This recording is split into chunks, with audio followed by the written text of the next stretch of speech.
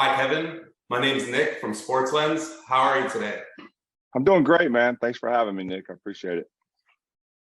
For those that don't know, Kevin Mawae played 16 seasons as part of a Hall of Fame NFL career. He blocked for 13 1,000-yard rushers and made 8 Pro Bowls on his way to becoming one of the greatest offensive linemen of all time. Today, Kevin's an offensive line coach for the Indianapolis Colts. Welcome, and it's an honor to meet you, Kevin. I'm glad, like I said, glad to be with you guys, and hopefully I can answer some questions and just have a good time with this. Awesome. Without further ado, let's get started. The Colts recently made waves by benching Matt Ryan. How can Matt Ryan continue to be a leader in Indianapolis? Well, I think anytime you're in a role such as a quarterback in the NFL, your job is to do whatever it takes to help the team win. Matt's a veteran player. He's been around for a long, long time. And, and just offering support to the next guy up and being a leader in the locker room. Everybody here has a lot of respect for him for what he's done since he's been here and what he's done throughout his career. So it's just a matter of transition and getting everybody on the same page. And we got a great team, got great leadership, not just with him, but in our leadership council and stuff. And it's something that we know that he'll handle it professionally, and he has done so up to this point. And ultimately, everybody's goal is to win a game, and that's what he'll do. He'll help us win games in whichever way he can. And with Ryan now out, the offense will likely lean more on Jonathan Taylor. Where do you see Taylor ranking among the NFL's top running backs? Well, I mean, obviously he won the rushing title last year. He is one of the best running backs in the NFL. I played with a great one myself with Curtis Martin. And I've had conversation with Jonathan that I believe he's similar to Curtis in the way he runs the ball. He got a little bit more speed than Curtis did, but the sky's the limit for him. For running back that gets a majority of the carries throughout the game and throughout the season, taking care of his body is always going to be, should be top priority, which he does. And for us, it's just opening holes on the offensive line and giving him opportunities to make the second level defenders miss. And he's coming off of injury, had a decent game last week, and we expect him to get better as the season goes on. That brings me to my next question, actually. What's wrong with the Colts offensive line? Well, the secret's out. We run the football, and everybody wants to stop our running game with Jonathan Taylor, and obviously he's been banged up a little bit. On our offensive line, we've had some moving parts trying to find the best combination. It's always about the best 5 guys. It's about the best fit for our, the combination of guys that we use, and we feel pretty good about where we're at now. We had a decent outing, 2 weeks ago. We threw the ball 58 times, gave up no sacks, which was a step forward for our group. And then last week, Jonathan Taylor himself, carried the ball however many times, but he averaged 5.8 yards a rush. So there's things there that we've improved upon, but we still got a ways to go, and we want to get 1% better every day. That's what our philosophy is, and that's what our goal is. And the Colts are, I believe, 3-1 heading into this week. What does Indianapolis have to do to overtake the Titans in the AFC South? Well, we just got to worry about ourselves. We can't worry about what the Titans do. They're a good team. Unfortunately, we lost to them this past weekend, but all we got to do is worry about ourselves and not worry about the Titans. It's a long season left. There's still a lot of games to be played. We're going into week 8, so we still got 9 games after this. So it's just one game at a time. And with the Colts changing quarterbacks already, do you see Indianapolis having a new starter at quarterback in 2023? I don't know. We're trying to get through 2022 first. So yeah, it's, the way this whole system is built, in order to get the first rounder or the first round pick or whoever the top quarterback is in the league, typically you got to be at the top of the draft list, and we don't want to be there at the end of the year. So, but that's a long ways off and something that I don't concern myself with. It's not my wheelhouse. I don't have a say in that decision. And, my expertise lies in the offensive line and trying to find us some guys up front. So when the O-line is giving up a lot of sacks, or there's some holes in the run game, what do you do as an offensive line coach to help patch things up? Well, I think this the first thing you just got to understand where the problems lie. Is it a physical matchup? Is it a schematic matchup? And that's what we're trying to determine. And if it's a schematic thing, then we got to do better as coaches and come up with a better game plan. If it's a physical thing, or we just know the guy's not as good as we wouldn't need him to be, then either we got to coach him up, or in this business you find somebody else that can do it. But ultimately, it's about guys winning their one-on-ones and across the whole line and the team, not just on the offensive line. Pass protection has a whole lot more to do with just protecting, the quarterback. Guys got to run the right routes and they got to get open. The quarterback's got to see where the holes are, and so pass protection is a team. It's a team goal, not just an offensive line goal. But obviously, and without a doubt, we want to keep our quarterback clean as much as possible. So let's move on to one of your former teams, the New York Jets. The Jets are 5-2 right now under Robert Saleh. What are your impressions of the Jets following their 5-2 start? Yeah, because we don't play against them. I don't really have, I haven't scouted them and don't really watch them much. I do know Saleh's doing a great job of, turning that program around. Because I was there for so long, I try to stay somewhat in tune with what's going on there. But they're definitely doing well. The quarterback's playing well right now, and so I'm happy for their success. I just hope that we don't have to worry about where their standing is for us to get to the playoffs. So I'll be fine with anybody beating every AFC team that they play against to make us a little bit more easier for us to get to the playoffs. Do you think Zach Wilson could be a franchise quarterback in New York? Or what are your impressions of him? I think he's got the moxie and he's got the bravado that you would hope that your quarterback has. So, time will tell. I believe the New York Jets believe that they have a franchise quarterback, else they wouldn't have drafted him where they did. But I don't know. Like I said, only time will tell. You look back on his career and his record there, and that's how you'll determine whether or not he was the guy. He's obviously done a good job of keeping the Jets in the playoff hunt so far. His running back, Breece Hall, went down with an ACL tear this week. How does Breece Hall's injury impact the Jets' offense? Well, anytime you have your starting running back go down like that and he's out for the year, somebody's gonna have to step up. And you hope that the next guy up is in tune with what they do as a staff and what they do as a system. And if not, then they got to change that offensive scheme to fit what's best for their personnel, or go find a guy that fits what they're doing. And so this league's all about being ready when your opportunity comes, and whoever that next guy is, their team's counting on him to be able to do the job just as well, if not better, than the guy that was in front of them. The Jets actually recently acquired James Robinson from the Jags, who are in your division. Does Robinson help keep the Jets in the hunt for the AFC East? I couldn't tell you. I think it's the thing about this business. It's a team game, and not one guy's going to make the difference. I think the only position that really does make a huge difference is who your quarterback is. But everybody's got a role to play, and everybody's got to do their job individually in order that the team works at the full maximum potential. And so bringing Robinson in there, they wouldn't have brought him in if they didn't think he was the guy to help them take the next step. And so again, you'll look back 3-4 weeks from now and see what impact he's had on that team, and then everybody will make that determination. And what are your feelings on the way the Elijah Moore situation has unfolded in New York? What happens in the locker room when a player requests a trade? Yeah, I'm unfamiliar with it, but just the generality of when the teammate asks for a trade, there was always a rule as a player: you keep your mind and your hand out of somebody else's pocketbook. And so players that are going that direction, they're doing what they feel is best for them. And as a teammate, you don't ever question it. You just kind of like, well, it is what it is, and whether he's here or not, we still got a job to do. And if we think he can help the team, we hope he stays. But if he becomes a distraction, it's like, gotta go. That's just the mentality of most players in the locker room, or used to be. I don't know what it is now, but at the end of the day, he's got to do what's best for him in this business. And moving on to the Titans, another one of your former teams, what do you think of the job Mike Vrabel's done in Tennessee? Yeah, Vrabel's did a really good job. He's done a great job. It's a sound football team. They play sound situational ball. That's what they're really good at. Understand the situations and playing situational ball.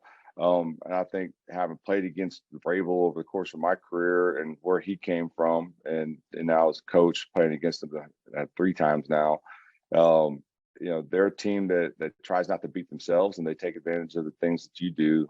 Like last week we had 2 turnovers. They scored 13 points off 2 turnovers. That made a difference in the game for us. And when you play sound football and fundamental football and another team messes up somewhere, you capitalize on it. And that's what he's been able to do, not just against us, but in the wins that he's had. Yeah, Vrabel's another former player turned coach, obviously. Are you looking to join the head coaching ranks at all in the future? I'm just trying to be great where I'm at right now. I'm not looking to climb ladders or all that. I've had great success as a player, and I did that because I try to be excellent where I was at the moment. And that's kind of my same mentality here. I want to be a great assistant offensive line coach, and whenever my opportunity comes, then be ready for that. And I'm preparing every day for whatever the next step is in my career, my life, and I don't think beyond that. You were known as Mr. Durable during your playing career. Yeah. Is there any advice do you have for offensive linemen playing now to stay on the field? I think things are a little bit different now. There's so much tied into science and all that kind of stuff. But at the end of the day, I think a player has to know whether he's hurt or he's injured. I think there's a distinct difference between hurt and injured. Hurt means, it doesn't feel good, it's not right, but I'm not gonna increase the injury or whatever it is. Being injured is like you just can't go, and then so there's a difference. And I think every person is different. Everybody's pain tolerance is at different levels, and their thresholds are different. But for me, if I was hurt, I was playing. If I was injured, I couldn't go. It was that simple for me. For me, there's no such thing as rest days and rep counts and that kind of stuff. If I'm on the practice field, I'm going all out. And until you pull me off the field, that's the way I approach the game. And so everybody's got to determine that on their own. For me, it was a sense of self-pride. I didn't want to let my teammates down.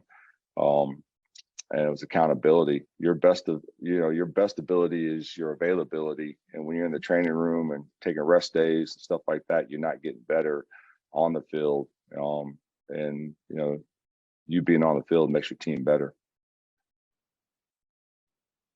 So next, what do the Titans have to do, or do you see the Titans winning the AFC South once again? Why would you ask me that question?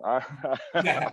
I'm a coach, a divisional I know rival. you're up against them, but yeah, no, no, I see us winning the division. I mean, that would be foolish to not say that.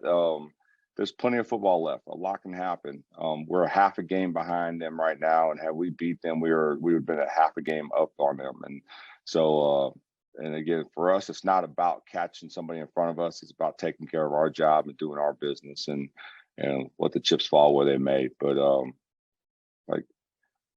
they should fire me if I say that the AFC South champions should be the Tennessee Titans. Absolutely not. The Colts are going to win this division this year. That's probably the best possible answer. That was a trap question, man. Come on. It was a bit. You've seen the Titans twice now this year. How did their offense change without A.J. Brown at wide receiver? Well, I don't think their offense so much is about A.J. Brown. I think it's all about the running back. And as long as he's healthy, he's running the ball, they're going to do what they do. That's what their offense is based around. It's a very strong and powerful running game. And he did a great job last week against us. Who deserves more of the credit, the head coach or the quarterback? Well, who deserves the credit in New England, Bill Belichick or Tom Brady? That's the question. The same situation. I think many times when there's that much success with a head coach and certain quarterback, I think it's kind of it's a partnership, and it's a dual deal where both of them have responsibility in it. There's only one Russell Wilson. There's only one Tom Brady. You take him out of the equation, things have changed. Look what's happening in New England right now. They're not the same team. And ultimately, you want to have a run like the Patriots did with a quarterback like him, and that's what Seattle did with Russell Wilson. But it's a player-driven game. Coaches can draw up all the X's and O's they want, but unless you have a guy that can do them and execute them, then you're just going to be another team in the NFL. So if you had a chance to build your dream offensive line, Who are you taking in 2022 at each position? Well, I would pull Kevin Mawae out of the coffins and rejuvenate him, start there. But I don't know. I don't know. You know, it's way too early in that discussion for me to even comment. You know, we'll start we won't even start draft evaluations until like early February, maybe a little bit earlier than that. So I don't know who's available, don't know who's out there, and to be quite honest with you, not real concerned about it right now. I'm concerned about the 5 starters in our room and their backups, and that's what's most important to us right now. So which O-line position deserves more respect from fans in terms of their responsibilities on offense? Well, I think every position is different and has unique tendencies that you have to have, and guys can do it. Not everybody can go play tackle. I know there's always this time of just move him to guard or move the guard to tackle. It's not as easy as that. I think the most underrated position in on offensive line is the guard position, because you got to be big and stout to stop the 320 and 340 pound defensive tackles. You got to be able to play athletic enough to block a guy like Aaron Donald, and everything happens quicker on the inside 3 guys with centers and guards, because you're in such tight quarters. And so you know, it's not an easy position to play. It's an underrated and underappreciated position for the layman or for the normal fan to be able to see that. And so yeah, and so every team's trying to find that premier guard, and when you find one and you have success with it, you can appreciate it even more. I mean, you had guys like Alan Faneca and Steve Hutchison that, you know, unless you really were in tune with the offensive line play, you really don't know how good those guys were until you actually watch them play. You played multiple positions on the offensive line. I was wondering if you could speak a bit about how difficult it is to move and learn different positions and be asked to play out of your own position. Yeah, like I played in college. I played 3 years at left tackle, and you're always on the island by yourself, and it's a very detailed technical position to play. You got to understand angles, and the way you pass that on one guy, might change it up on somebody else, just because you got to know your opponent and be able to adjust your game accordingly to who that guy is. And then you move down inside to guard, where I played for 2 years. Like I said, everything happens so much faster. And if you're not a bigger guard, which I wasn't, I played in Seattle at guard at 275, 280.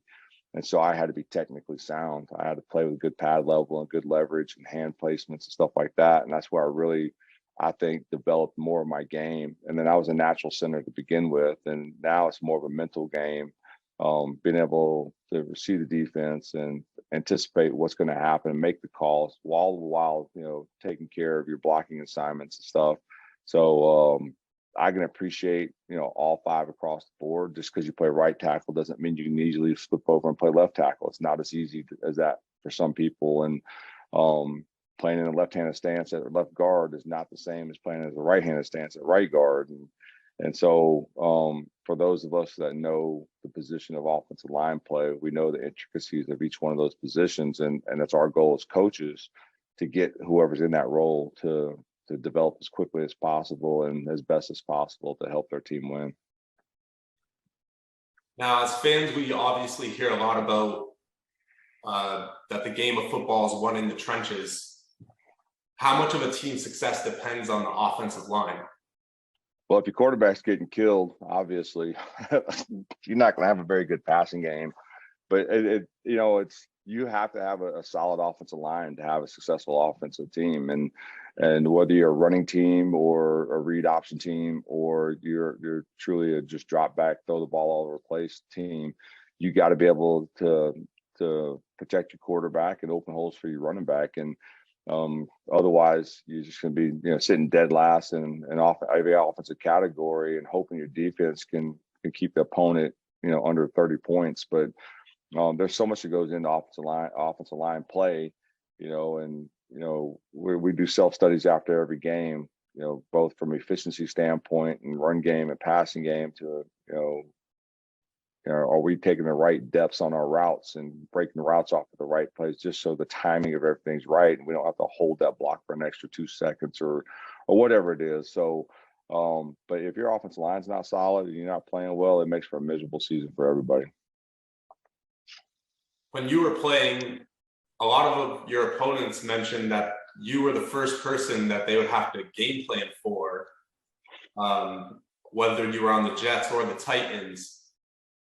Can you talk a little bit about how much game planning opposing teams have to do to prepare for an elite offensive lineman? Yeah, I think, where I excelled at was playing in the open field and getting to the second level to the linebackers and even beyond to the safeties and cornerbacks. And so, wherever I was, especially with the Jets, the perimeter game, the run game was huge for us, the toss sweep and the cracks and stuff like that. And so to have a guy that has the ability to get out in space and be able to read through all the bodies to find the right assignments, it creates a challenge because, on one play, it might look exactly the same, but I'm blocking the Mike backer, but the next play, it's the same formation, but now I'm blocking the cornerback. And many times, and, even Vrabel said it and during, a few years ago that, just follow Mawae, that's where the ball's going, which is absolutely true. But you got to know what play it is, and you got to know, the angles and stuff like that. And so when you do have to, as a staff, game plan because of an offensive line, a certain particular offensive lineman,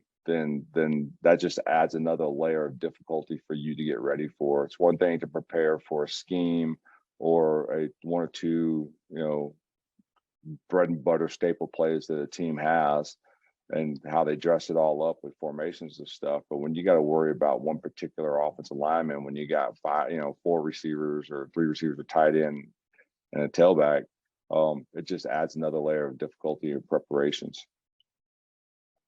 So when a sack or an interception or turnover occurs, who's more at fault, the quarterback or the O-lineman? It depends. I mean, sometimes it's the quarterback's fault, bad read, just panic throw or whatever, and lots of times, that's the offensive line's fault. You got beat quick, and the quarterback had to hurry up and get rid of the ball, or it's schematically, it's just they just got us. And that's the thing about this league is you play against all pros and pro bowlers, just like and they're just as good as you are, so they're going to win some. Sometimes you just get beat. That's a reality of playing this sport. And so at the end of the day, and after every game, you sit back and you evaluate and you make corrections and hope it doesn't happen again. But it's protection and throwing the right routes and stuff like that. It's protection for the quarterback in the passing game. It's a team concept. It's not one or two guys. It's not a unit. Everybody's got to be in sync with one another, from the timing of the routes to the drop of the quarterback to the protection scheme with the offensive line, whether it includes a tight end and a running back. It's an 11-man scheme that everybody's got to do their job, more so in the passing game than in the running game. So as an O-line coach now, is there any advice that you've passed on from former coaches? You've obviously had a few great former coaches in your playing career. Yeah, I played for Howard Mudd, who's a legendary offensive line coach in this league, was an all-pro player himself back in the 60s. And he was kind of my mentor coming up through this, trying to get to where I'm at now. And just taught me that, lessons are to be learned at every stage of this journey. There's things you learn how you'd like to coach and how you don't want to be a coach, and things you would never do as a coach. And that's just from your philosophy and even your technique that you teach and stuff like that. I played for Doug Marrone and Mike Munchak and Bill Muir. I played for four very solid offensive line coaches, and learned something along the way, not just about how they coach, but the techniques that we use and stuff like that. And I still lean on my old college coach, Kenny Farrow, who I still believe is one of the best offensive line coaches nobody's ever heard of. Coached high school ball after he retired from the college ranks and won 2 state championships. And then all he dreams about and talks about is offensive line technique and, stuff like that. And so, but I think, my philosophy comes from what I did as a player and what I knew worked as a player and what I learned from all my coaches. And you kind of meld all that together to become your own coach and instill that into the players that you're playing against or you're working with. So the Colts play the Patriots in a couple weeks. Yeah. Bill Belichick's known for taking away what a team does best. How do you prepare for a matchup against Bill Belichick and the Patriots? Well, I haven't played against him like 16 times when I was a player, and now coaching against him, he's the same coach. It's the same system. Like he's a week to week game plan guy. Like this week he'll be a 4-down defensive front structure defense, and then next week it'll be all nickel dime. And it's all based on what they think gives them the best advantage to beat the opponent for the week. A lot of teams are, this is who we are, this is what we do, and we're going to stop you with what we do. But Belichick's always been MO is to change his defense from week to week. So you don't know. And when the time comes, I've been breaking film down of his games this year, and when the time comes, I'll give my input. But our focus at this moment is playing the Washington Commanders is coming up week, and we'll get to New England when we get to them. I think what we got. Oh yeah, so it's the next week, huh? See, I don't even know when they're on the schedules. Yeah, let's worry about the Washington Commanders now before I start worrying about the New England Patriots. Absolutely, 1 week at a time, right? That's the motto. Yeah, absolutely, no doubt. You came from LSU, where you had a very storied career as well. Go Tigers! Yeah, I'm listening. I'm just bragging. I am. Do you think now we're ready? Can LSU compete in the SEC with Brian Kelly as head coach? They've had some good games. They did a great job last week against Ole Miss. They were favored by 1 point and they blew them out. And so, as long as they win, that's all that matters to me. And I think they can be competitive. LSU's always had great talent. After the 2019 season, when they won the national title, their talent got depleted because like 20 guys got drafted into the NFL or left for the NFL. And so it's hard to rejuvenate that over a 2-year period. And so I know they're doing well on the recruiting trail right now. They did pretty good last year in the recruiting, signing class. So as long as they can win and continue to recruit high level talent, then they're going to be back in the running. A couple of weeks they'll play Alabama. And that's always a true test. But even Alabama's struggling right now. They've had some ups and downs in the last couple of weeks. But, I think LSU, competing in the SEC is always going to be one of the tops. They're always going to be, fighting for the division title on the West. And, it's always about Alabama and sometimes Texas A&M sneak up in there. But LSU and Alabama dominate the West Division. And for me, it's all about beating Alabama. Speaking of, they, like you said, I believe they're on a bye this week and they're playing Alabama the following week. Will LSU cover the spread against Bama? What's the spread? I know. What is the spread? I believe I wanted to say 7, but I'll double check right here. So it's LSU 7-point dogs? I believe so. Let me double check before I misspeak here.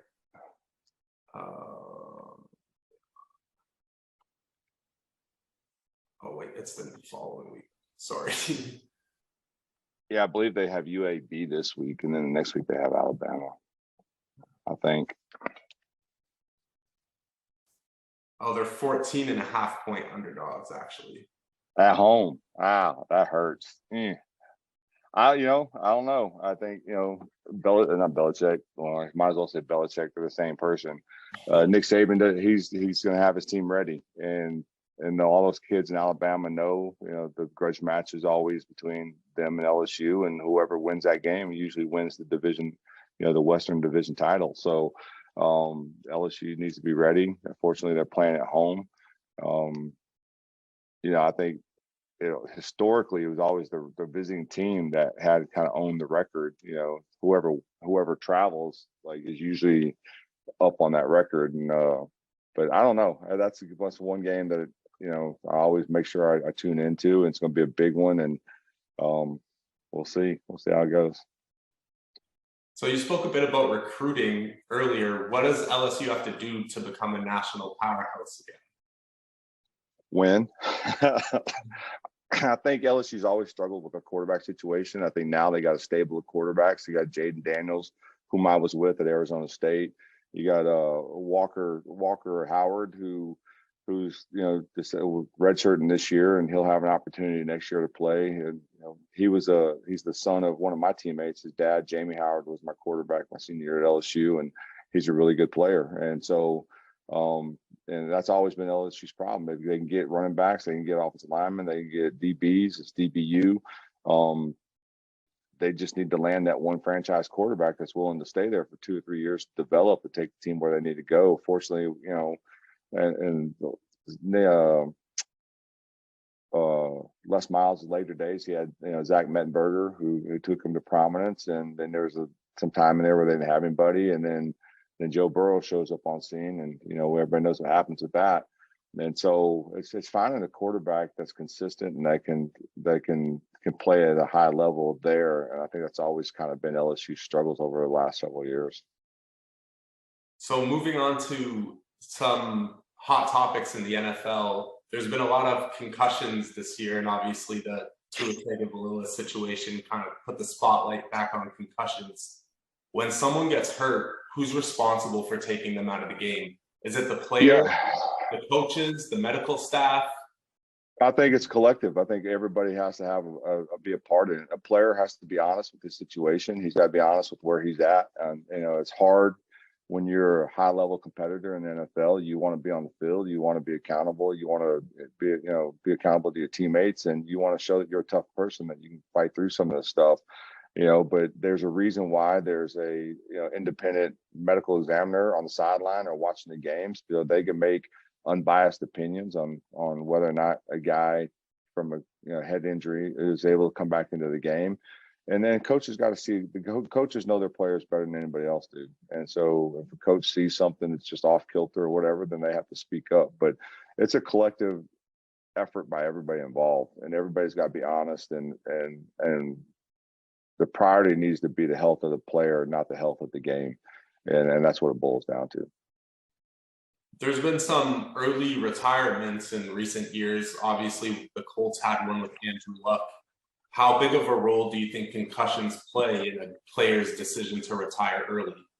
I don't know. Everybody's different. I mean, there's the money's so great right now in this league that a guy can play one contract and be like, I'm good, and he can retire just because he doesn't want to play the game anymore, or he fears getting hurt. And for me, I was going to play till the wheels fell off, and I wanted to play 2 more years beyond the year that I retired, and just didn't have the opportunity. So everybody's got to make personal decisions, personal choices on what they think is best for themselves, their families, and their careers.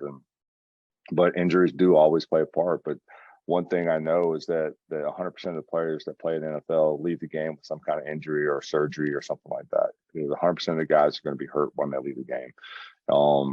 It's not a matter of if, it's just a matter of when. And some guys' timeline is a whole lot shorter than others. But concussions are always going to be on the forefront because that's the most damaging right now. It became the focus in 2011, and the game has changed because of the safety and welfare of the players. Some regards to the better, and some it's kind of jury's still out. But at the end of the day, the health of the player always has to be a priority. You prioritize player health during your time in the NFLPA. Has the NFL hid data or information from players regarding concussions? I can't say what the NFL has done. I really don't. I know that there was a lawsuit in 2011. It was a concussion lawsuit that led to the settlement, and part of that lawsuit was to get disclosure of what the NFL knew over the course of the history of the league, and part of that settlement was they didn't have to disclose anything. So for those that were named plaintiffs in that lawsuit, at the time, I was disappointed that they didn't take it to the end. But there's some guys that are getting older and felt like they were never going to see any money that comes out of any kind of settlement if it went to the very end. But I guess part of that lawsuit settlement was that the NFL doesn't have to disclose what they knew. But as far as I know, the NFLPA definitely didn't have any data on all that information. It's not our business to collect the data. It wasn't at the time, and so I don't know. I couldn't answer that. That's my answer. So building off that, do you believe that NFL has done enough to protect players from concussions in the modern game? Well, look, you've changed change the way you can tackle. You change the way that you can hit guys across the middle. You change the way that you can block guys chasing the play from the backside. You change the way you can hit a quarterback. You change the helmets that they use and the helmets that they wear. You limit it to a certain number of types of helmets and the technology. You put contact tracers in helmets so that you know the level and severity of impacts.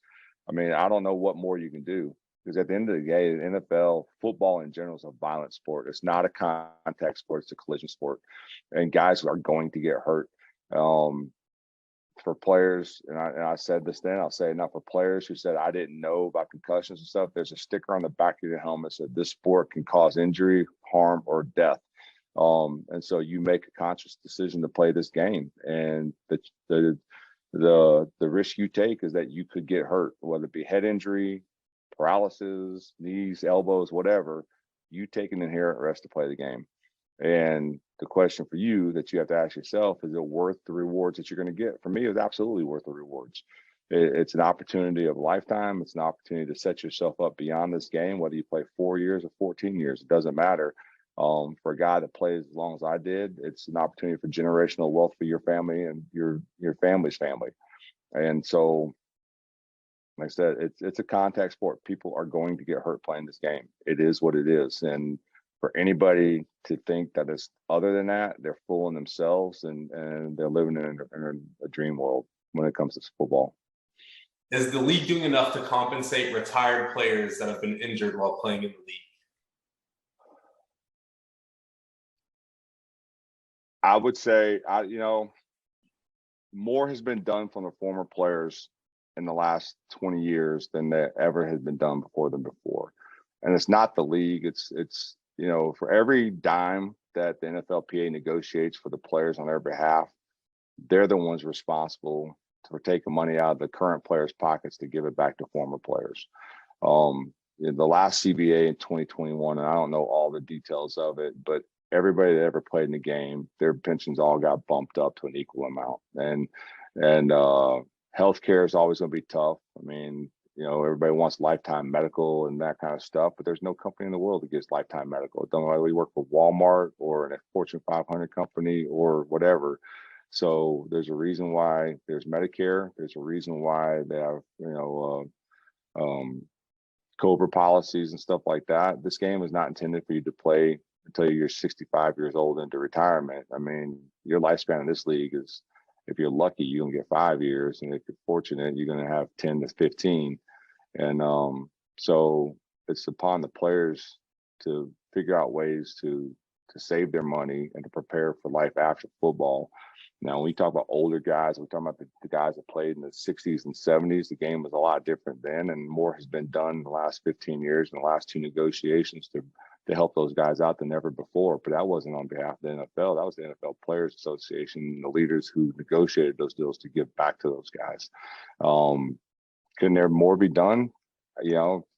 I'm sure there are, but it's going to be up to the leaders that are in the PA positions right now to make those decisions in the next CBA, which doesn't take place till like 2030 or something like that.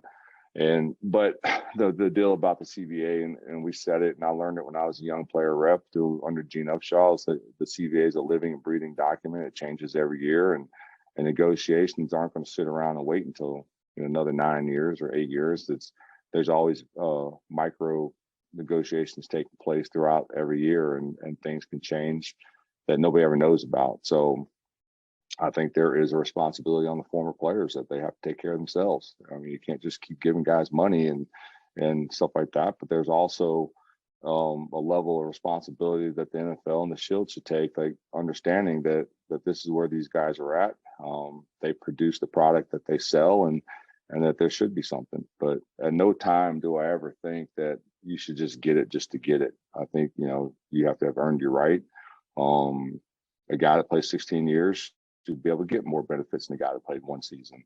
So there's a level of meritocracy there that I think should take place. You mentioned the short career span of an NFL player. Once upon a time, the NFL earned the nickname "Not for Long." It's still that.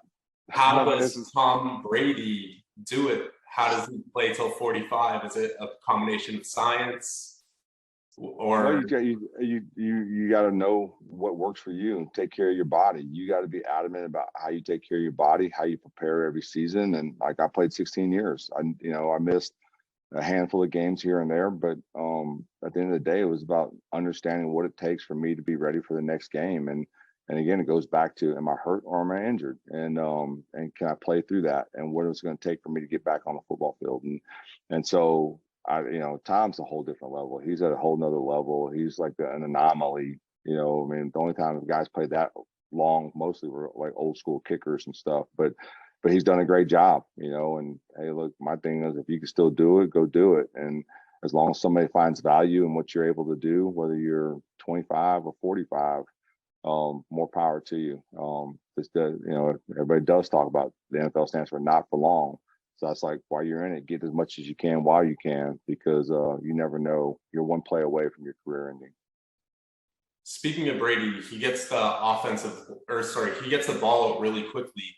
How much does that help an offensive line? And is that a philosophy thing that everyone comes up with together, or how does that work? Every offensive lineman hope it's the quarterback's philosophy. Don't sit back there and pat the ball 100 times. But yeah, no, if you get the ball out as quick as possible, it makes your job a whole lot easier. I play with some great quarterbacks. I play with Warren Moon and Vinny Testaverde, Kerry Collins, those veteran guys. They didn't sit there in the pocket, man. They got rid of the ball. But look, the older you get, the harder the hits feel and they hurt more. So you ain't gonna sit back there and take that hit. Get that ball out of your hand or don't take the sack. And so and then the older you get, the smarter you play. And so the more smarter you play, you make smart decisions, and that's how that works. So we spoke earlier that you were the president of the NFL Players Association during your playing days. What was your role like there, and can that be a distraction come game week? If you let it be. If anybody had any distractions during the season as NFLPA president, it was myself. I got elected in March. The following training camp, Gene Upshaw passed away. So the entire season, 2009, 2008, or whatever it was, I mean, I spent time traveling to Washington, D.C. and Dallas and everywhere across the country on Monday and Tuesdays to do interviews, I executed a national level search for the new executive director during my playing days. And so it all depends on your priorities. Like, take care of business on Monday and Tuesday, but when I got on the field on Wednesday, it was all about ball, and it was actually a reprieve from all the other stuff that I had to worry about. And so, but when you take on the role as the president, you got to take on everything that goes with it, and that's prioritizing your time and your teammates and your duties as the president. So you got to figure out how to make that work. And lastly, you mentioned the CBA expires in 2030. Do you see there being any trouble in negotiations, a lockout, or anything like that coming? I don't know. I know in the last deal there was a no opt-out clause, so the NFL or whoever can't opt out of it early. So they're going to take this all the way to the end. But the big thing is on both sides of the fence, who's going to be the leaders that are overseeing that negotiations in 8 years from now? That's what's the most important thing. And for the sake of the league and the business of this game, which is the greatest game in the world, we're arrogant enough to believe that in the United States, that there's no other sport better than NFL. But in order to keep it going, both sides have to come to some kind of level of understanding that this is what's important for the game and not what's most important for the dollar. Awesome. And I think if I can have 1 second of your time before you go, do you have any advice for kids growing up playing football? Anything that you want to share with the youth, basically players that are coming up? If I had to say anything to the kids that are playing the game now, and even to the parents, enjoy the game. Don't prioritize one sport over another. Play as many sports as possible, and then let your talents and your desires and your passion take you to where you want to be. But if you're playing for the sole purpose of getting a scholarship and making the NFL, well, join the other 33 million kids that are doing that. If your purpose is to go have fun, build character in yourself and accountability, and get better as a person, football is the greatest sport in the world. It's a selfless sport, and you have to be selfless to be able to play it. So enjoy it, have fun with it, and let your journey just be a joyful one and not one stressed out trying to figure out what's next.